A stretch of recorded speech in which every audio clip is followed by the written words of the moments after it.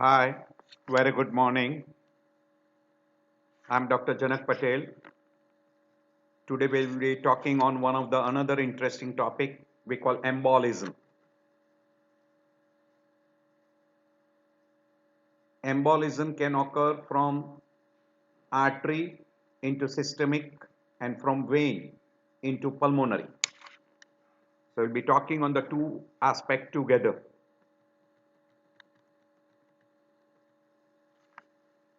So by definition, emboli are solid or maybe fluid state or maybe gaseous material or maybe a foreign body which is carried by a bloodstream from the site of origin or entry into circulation to a site distant from its sites of origin. And because of this embolism, it will produce obstruction of a vessel by an abnormal mass transported from the different site by circulation. So embolus can be solid, liquid, gas, or maybe a infected material or maybe a foreign body.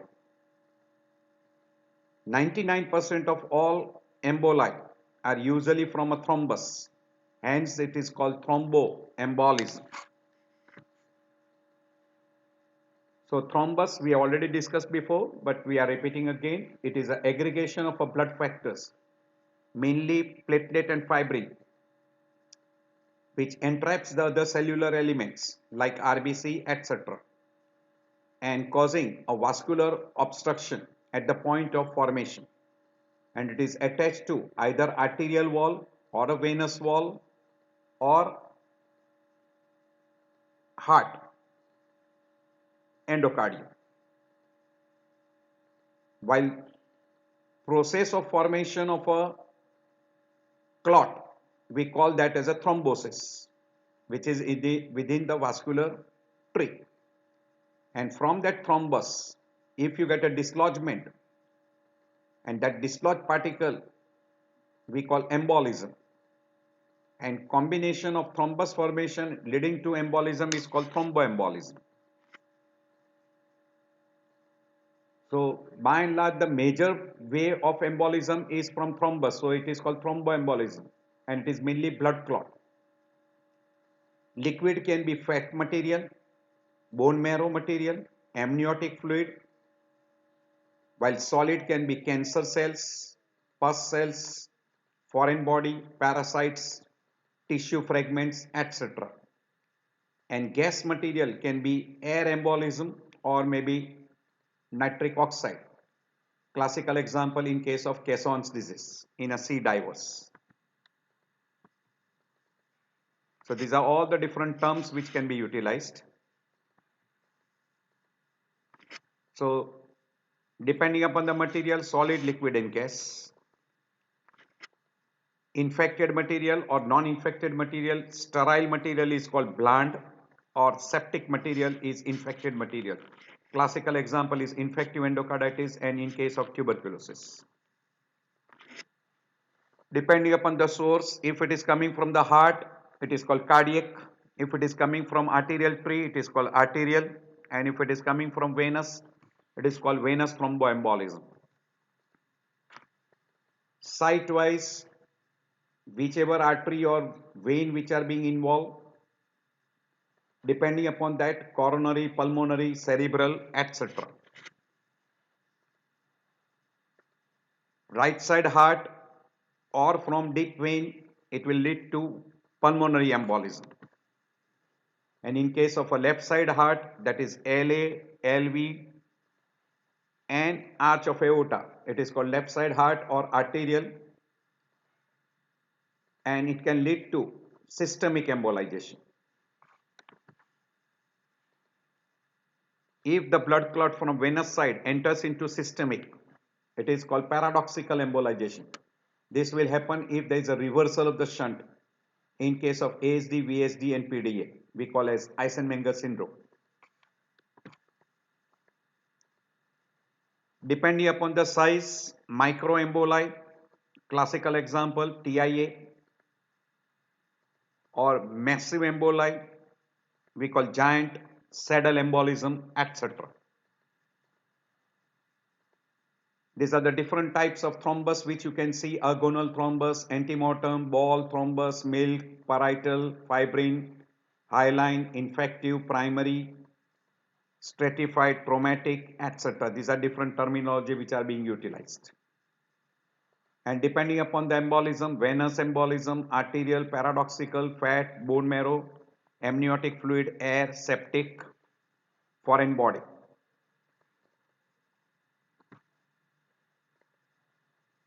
These are all the different terms, again similar way: thromboembolism, pulmonary embolism, air embolism, amniotic fluid, fat embolism, coronary embolism, paradoxical embolization or cross embolism, direct embolism, bland embolism, bacillary emboli, bone marrow, capillary embolization, etc. Different terms which are being utilized. We already mentioned, depending upon the material, solid, liquid, gas. Depending upon whether infected or not infected, we call sterile or septic. Sterile is also called bland. Depending upon the source, cardiac emboli, arterial emboli, and venous emboli.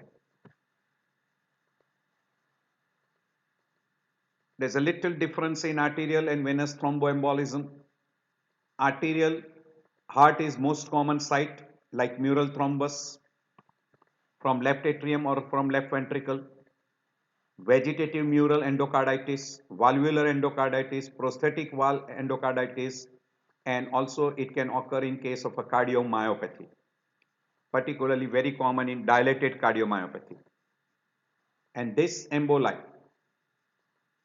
if it is from the right side of the heart, it will involve lung, leading to pulmonary embolism. In lung, you can have a thromboembolism from pulmonary vein coming into LA and then into what we call as LV and then systemic. Among systemic, aorta is the most common site for atherosclerosis. Second common site is carotid artery, and you can have thrombus formation in aortic aneurysm at the site of coarctation of aorta, etc. So from there also it can go into systemic circulation. While venous emboli are most common in deep vein thrombosis, mainly in the lower limb, occasionally in upper limb.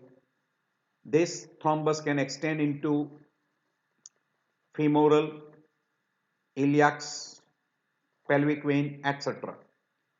Very rarely you can come across venous thrombosis in cavernous sinus as well as the draining territory.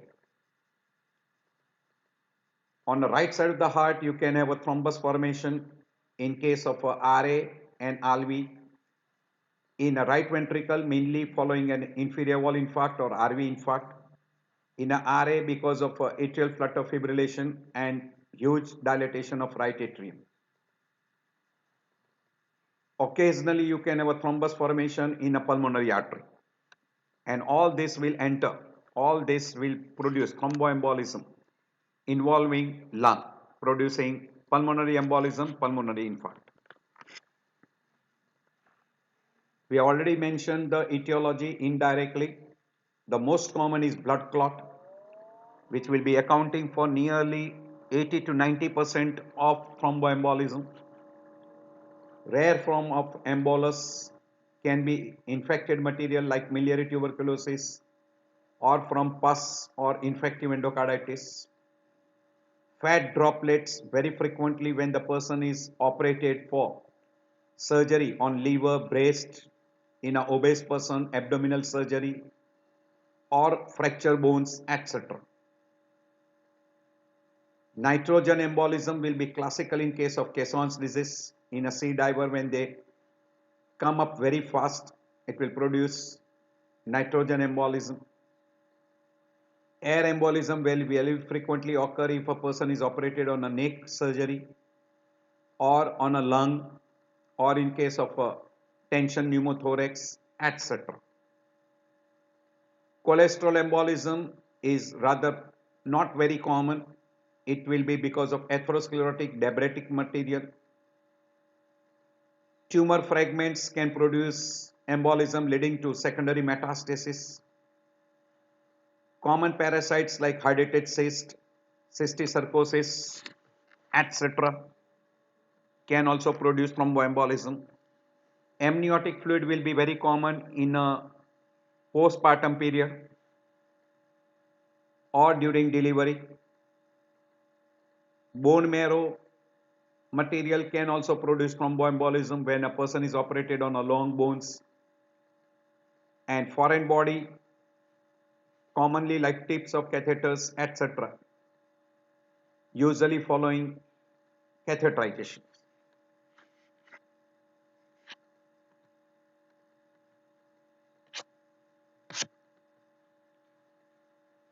So systemic thromboembolism, very frequently it will come from LV, In LA, huge dilatation of left atrium with atrial flutter fibrillation.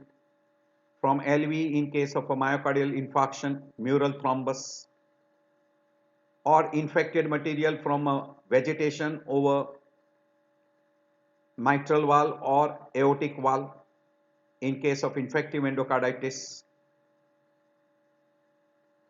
It may form a thrombus in case of a aortic aneurysm or ulcerated atherosclerotic plaque, etc., and that can produce thromboembolism. And we have told you that very rarely it can produce paradoxical embolization through interventricular septum defect or VSD, when the blood can flow very easily from LV into RV and can produce systemic embolization, or because of ASD and PD. So 80% of the time it is a mural thrombus from the heart, and in rest of the thing from aorta like aortic stenosis, aneurysm, etc. The most common site of an arterial embolization will be in a lower extremity almost in 75% of the case, and in cerebrovascular territory in 10% of the case, and remaining can be in mesenteric arteries, renal artery, splenic artery, and artery involving upper extremities. Not common. Non-thrombotic pulmonary embolism is very commonly in septic embolization, particularly in a drug addicts, catheters which are introduced for a longer period, pacemaker wire, and septic thrombophlebitis. Intravascular foreign body embolization is rare, but it can be because of broken catheter, guide wires, or vena cava filters. Fat embolization is very commonly following a crush injury involving long bones, that is traumatic injury. Air embolization can occur because of introduction of air via venous system while giving IV transfusion. Amniotic fluid rarely can occur, but incidence is 1 in 8,000, and there is a high and fetal mortality, high maternal as well as fetal mortality. Absolutely rare talc embolism during surgical interventions. We have already told you that pulmonary embolism will be very common from the right side of the heart, like RVMI, inferior wall MI, which will produce mural thrombus in the right ventricle, and from the right atrium because of atrial flutter fibrillation and big dilatation of RA, classical example like ASD. Tumor emboli can easily occur from tumor into the venous system and then via RA-RV into pulmonary. So lung metastasis will be very common in abdominal organ viscera malignancy.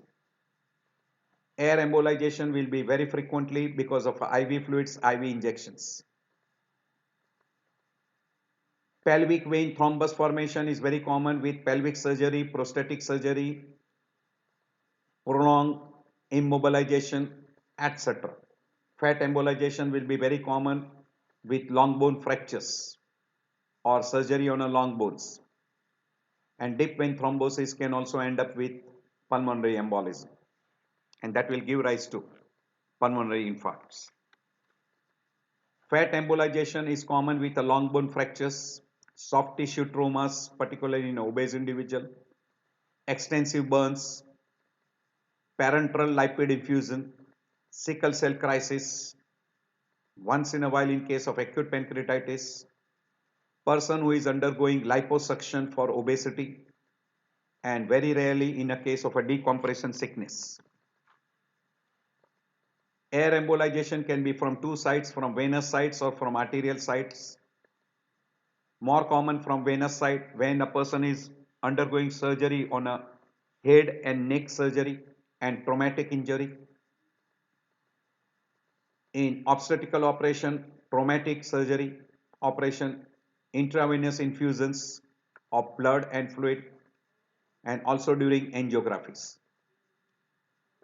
Arterial embolization will be very common when a person is doing surgery on a lung, or paradoxical air embolization can occur and during arteriography, that is arterial embolization. Amniotic fluid will be very common when the amniotic fluid ruptures into uterine vein and amniotic fluid enters into uterine veins. It is uncommon complications very frequently during delivery, and because of amniotic fluid embolization, it will involve very frequently lung, producing severe dyspnea, cyanosis, and hypotension with shock stage.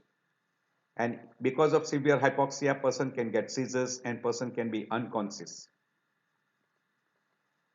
Usually they will end up with what we call as an ARDS and acute pulmonary edema, and even DIC can occur as a complication because of amniotic fluid embolization.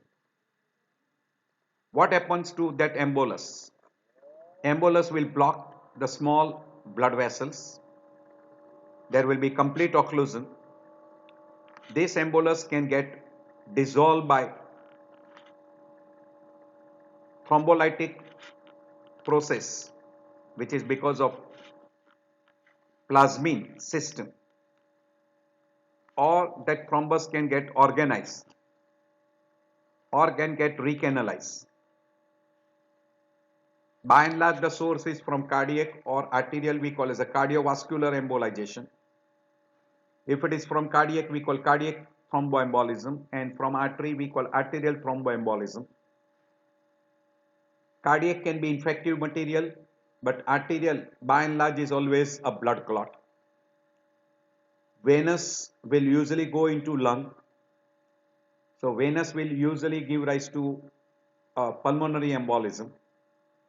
Very rarely, because of presence of reversal of the shunt, it can give rise to what we call as paradoxical embolization. Very rare, not common.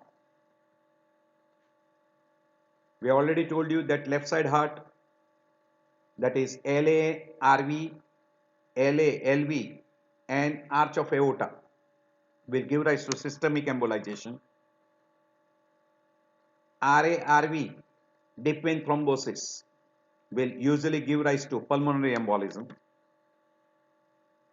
Paradoxical embolization will be rare because of when a embolus enters into RARV, and if there is a reversal of the shunt, then it can give rise to systemic embolization.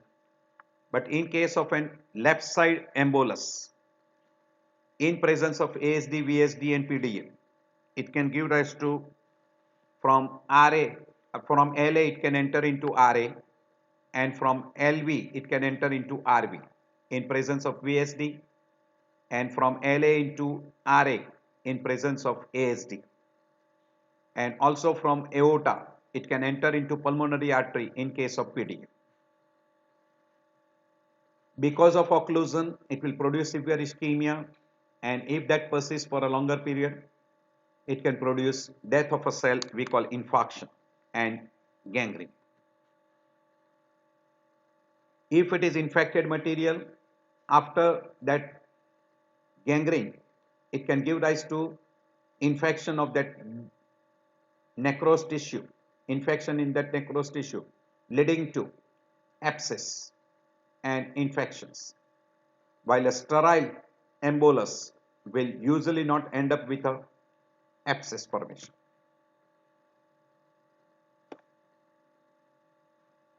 In a case of a liquid or a gas, the chances of resolution will be much better, while in case of a solid, the resolution chance is less. In a case of a pus, we have already mentioned that person can end up with an abscess formation. In a case of a cancer cells, it will result into secondary metastasis. In case of parasites, it will result into metastasis of a parasitic tissue into a distal organs or distal sites, and at that area there will be development of the parasites. While in a case of a FAC, usually it will involve lung or maybe involving even brain and other areas. Usually microemboli will give rise to involvement of a microcirculations, maybe asymptomatic, but in a case of a massive embolus or a giant embolus like saddle embolization, it can involve a big size artery and that can produce large area of involvement. Occasionally, multiple microemboli can involve multiple small blood vessels, leading to a major damage. We know this particular, we already discussed this in the previous chapters, that thrombus formation will be very commonly because of endothelial injury or because of hypercoagulability or stasis, or we call abnormal blood flow. It will occur on both sides, right side as well as left side, arterial as well as venous. This Virchow's triad holds true. By and large, the thrombus will undergo propagation or embolization or dissolution, or we call recanalization. We have discussed in a chapter of thrombosis. So either of these things will happen. So embolus can be micro, we call small size, or a massive large size. With classical example, one of the example of a large size is saddle embolism, or it can involve a big vessels like aortoiliac vessels leading to Laris syndromes, or paradoxical embolization if there is a congenital defect like ASD, VSD and PD. Embolus from systemic vein or right side of the heart will end up into lung, and from left side of the heart or main arteries to systemic embolization. Emboli from mesenteric vein and portal vein will usually enter into inferior vena cava and from there into right side of the heart. You can have a cross embolization in case of a venous or right side heart in presence of a Eisenmenger, or we call reversal of the shunt. Retrograde embolization is very rare. Paradoxical embolization we already mentioned, or we call cross embolization in arterial as well as venous. Because of occlusion of the vessel, the perfusion is reduced to the distal part, distal to the embolism. Now if it is a slow embolization, by and large it is always sudden onset. If collaterals are developed and if there is a dual blood supply, the damage is less. If there is no dual supply or if there are no development of collaterals, it will end up into infarction. So collateral blood supplies and dual blood supply play a very important role, and the tissue or organ which is being involved, depending upon the vulnerability of those tissue. Some tissue are highly vulnerable like brain, liver, kidney, etc. And it will also depend upon the size of the artery. By and large, the emboli are small size, so they involve a micro blood vessels. But if there is a big size embolus like saddle embolism, it will involve a bigger size vessel, and then it will depend upon the collaterals and dual blood supply. And we already know that because of occlusion there will be ischemia, necrosis, we call that as an infarction. And the most common cause of infarction will occur more on an arterial side rather than a venous side. But in a venous occlusion also, it can give rise to venous gangrene. And depending upon the area of involvement, at the local area you will have a vasospasm, and followed by, depending upon the material, it can give rise to, if it is an infected material, it will result into an abscess. If it is a non-infected material, it will result into an infarction. And if it is containing a malignant cell, secondary metastasis. So infarct development will depend upon the nature of a blood supply, whether there is a dual supply, like lung and liver has got dual supply. If it is an artery, it will 100% result into a massive damage to that organ like kidney and spleen. It will depend upon the collateral circulations, hypoxia. Certain tissue cannot withstand hypoxia like myocardium, brain, kidney, liver, etc. Depends upon the blood content like anemia, cyanosis, or we call hypoxia, etc. Size of the vessel, size of the vascular territory, partial occlusion or total occlusion, and duration of ischemia.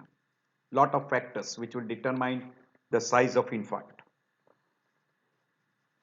And tissue necrosis due to ischemia can take place mainly due to oxygen deficiency and then liberation of antitoxins and toxic materials. And number of determining factors will be size of the blood vessel, partial or total occlusion, and duration of ischemia.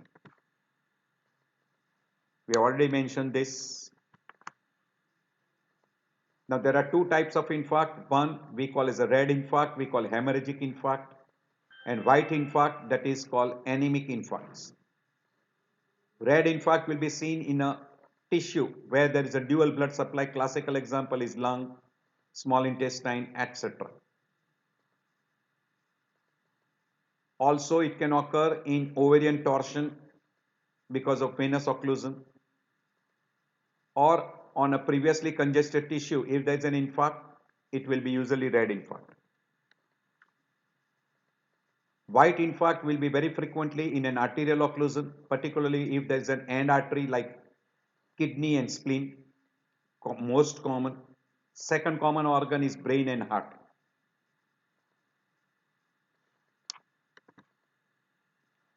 So you can have a red infarct, which we call as a hemorrhagic infarct, or a white infarct. We have already mentioned little idea regarding that. This is classical example of a white infarct in spleen. This is red infarct in a dual blood supply, lung and liver.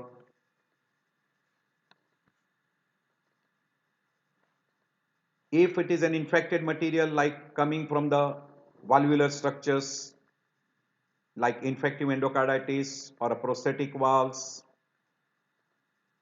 or from an abscess, lung abscess, empyema, etc., that embolus will be containing infected material. After getting infarct, there will be local multiplication of the bacterial vegetation and it will convert that into an abscess. Classical example will be lung abscess, splenic abscess, liver abscess, which can occur following infected material embolization. And another classical example is miliary tuberculosis. This is classical example of a saddle emboli, massive embolus, a big size embolus, which is blocking main pulmonary artery as well as right and left pulmonary branch. And this will result into massive infarct of a lung tissue, saddle or a giant embolus, and that can end up into acute cor pulmonale.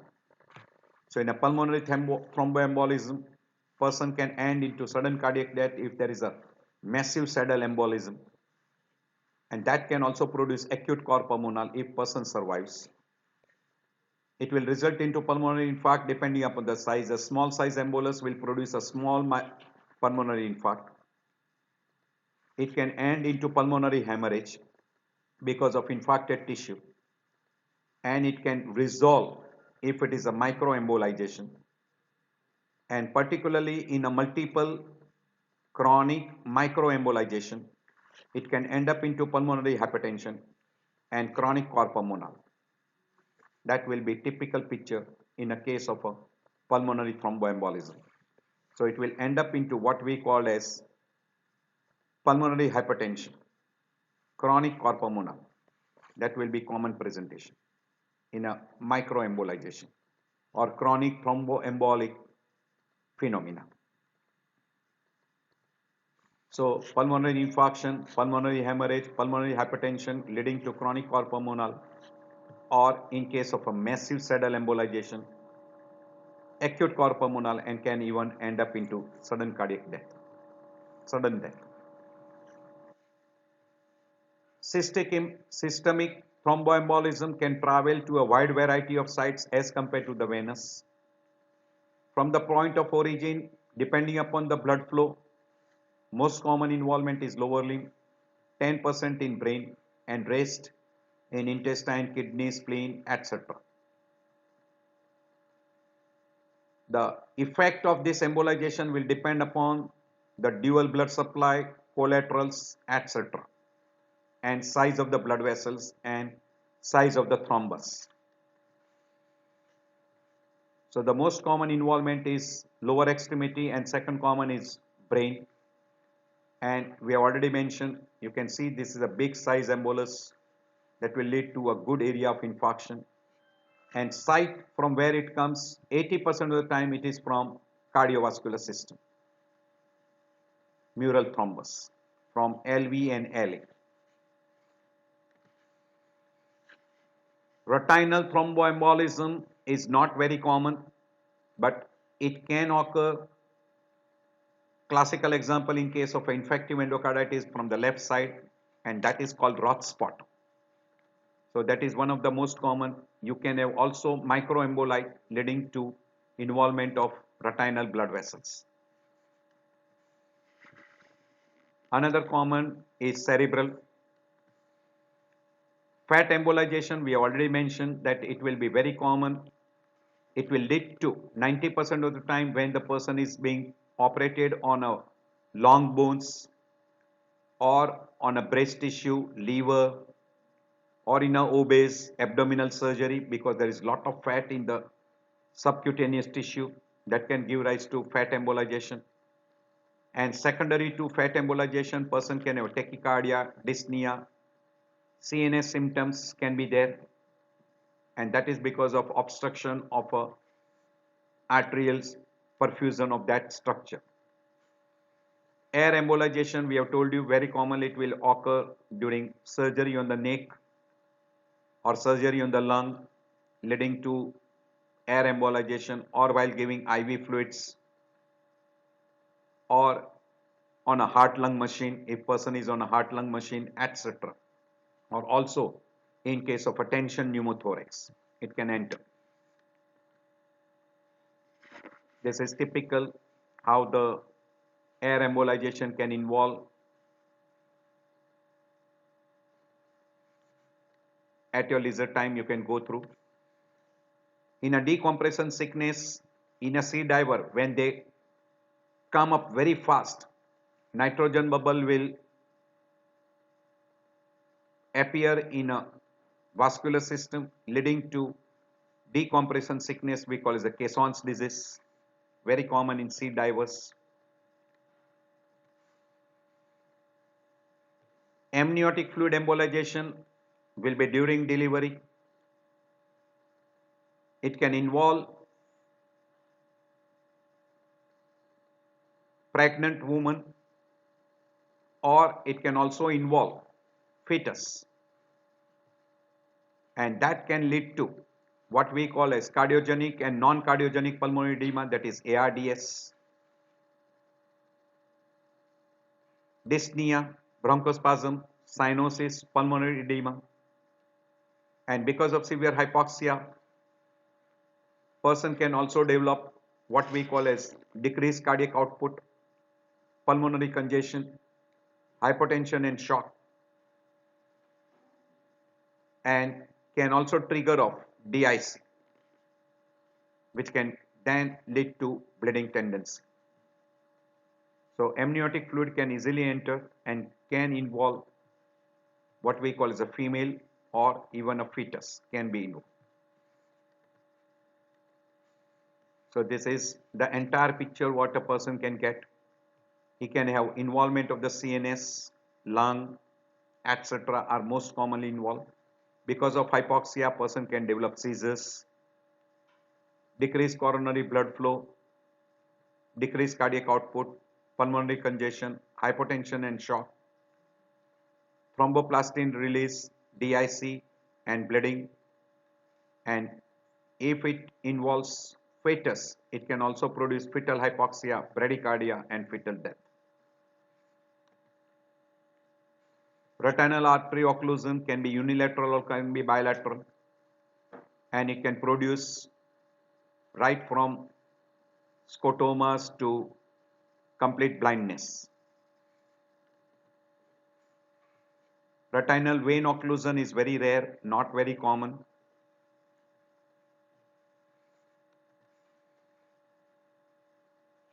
Usually they are microemboli and they can be calcium emboli or cholesterol emboli, and in case of infective endocarditis it can be involving infected material leading to Roth spots,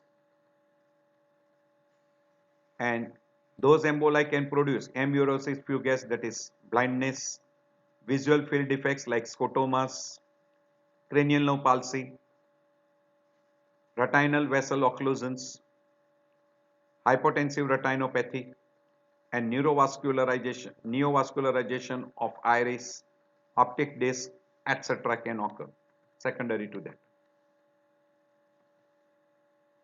Clinical picture will depend upon all these factors. We already mentioned this and we have discussed before. So clinical picture will depend upon the site of origin, site where it gets occluded or where it produces occlusion. So whether it is systemic or whether it is pulmonary, will depend also on the size of embolus. Most commonly pulmonary embolism is from the deep vein thrombosis in lower limb. Sometimes it can end up with saddle embolism, and if there is a saddle embolism, it is a massive infarct, and in that case person can develop acute cor pulmonale and even a death. If there are multiple small emboli, shower of small emboli, it will result into microembolization, slow process, pulmonary hypertension, chronic cor pulmonale, etc. This I already explained you that because of a saddle embolization, person can develop acute cor pulmonale and can have a death. If they are small emboli, small size emboli, it can end up with pulmonary infarct. It can end up with pulmonary hemorrhage.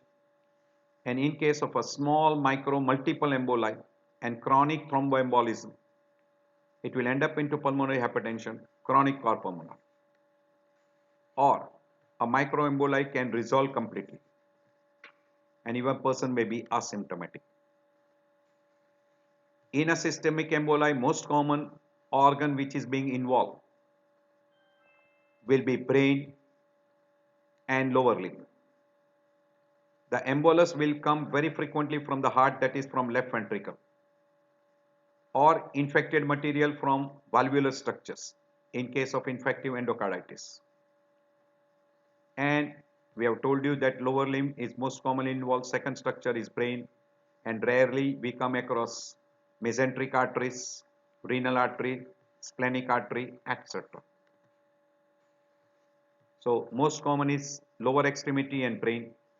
80% of the time it is from left ventricle or from LA, and infected material can come from valvular structures.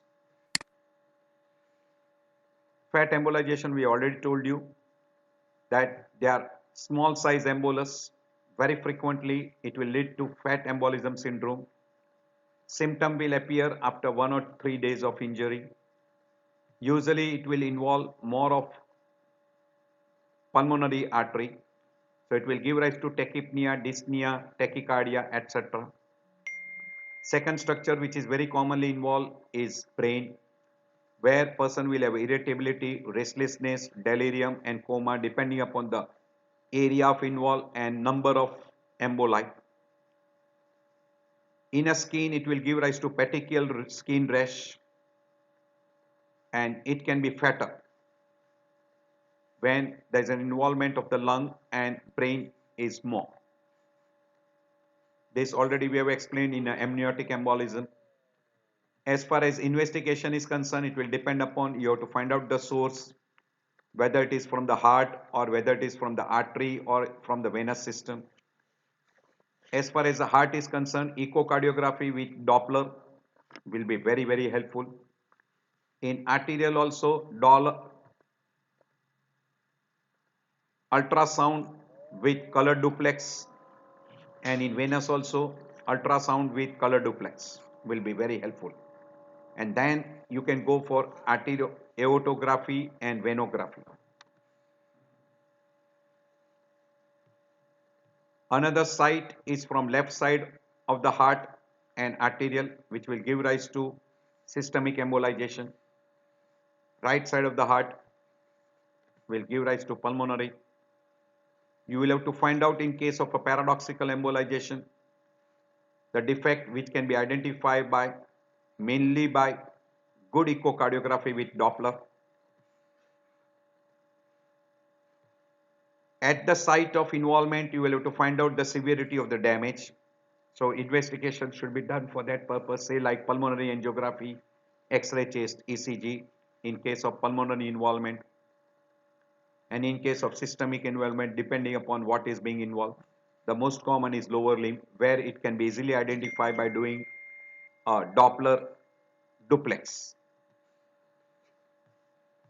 As far as laboratory test is concerned, secondary complication because of thromboembolism, particularly in case of a fat embolization, amniotic fluid embolization, etc.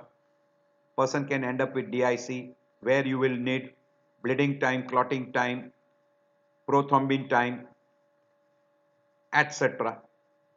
INR, platelet count should be required in that particular condition to find out DIC, D-dimer, etc. should be done.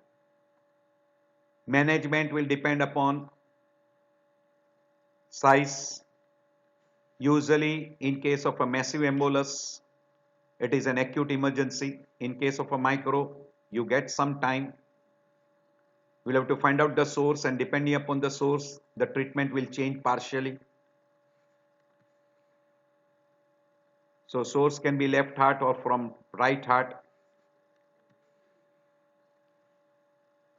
Also, in case of paradoxical also, you will have to simultaneously treat the cardiovascular disease, either reversal of the shunt or because of ASD, VSD and PDA. In case of septic emboli, you will have to cover up with antibiotics. Usually it hardly matters whether it is solid, liquid or gas. Depending upon the etiology, the treatment will change.